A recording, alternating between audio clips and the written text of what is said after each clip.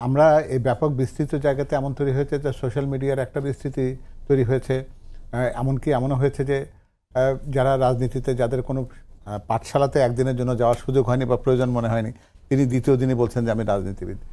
রাজনীতিবিদ কেন একটা শিক্ষার জায়গা আছে না? তার একটা ডেফিনেটলি একটা আপনার জন্য যেটাকে বলি আমরা একটা লার্নিং কার্ভ আছে। সেই লার্নিং কার্ভের প্রতিটি স্তর অতিক্রম করে একজনের কিন্তু রাজনীতিতে আসা উচিত। সেই রাজনীতির ক্ষেত্রে উনি সবগুলা পথ পরিক্রমা যেহেতু নিজে সফলভাবে করেছেন, সেই যুক্তিতে উনি তো বলতেই পারেন যে রাজনীতিবিদদের হাতে থাকা উচিত।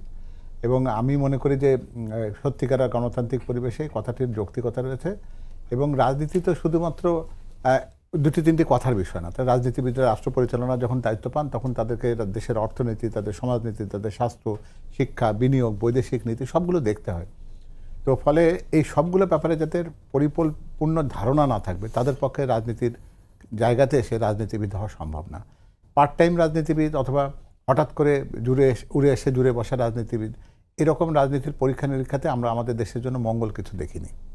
তো একটা রাজনীতির সংস্কৃতিটা এমন জায়গায় যাওয়া উচিত যেখানে প্রকৃতপক্ষে সত্যিকার রাজনীতিবিদরা যেন রাজনীতি করার সুযোগ পান।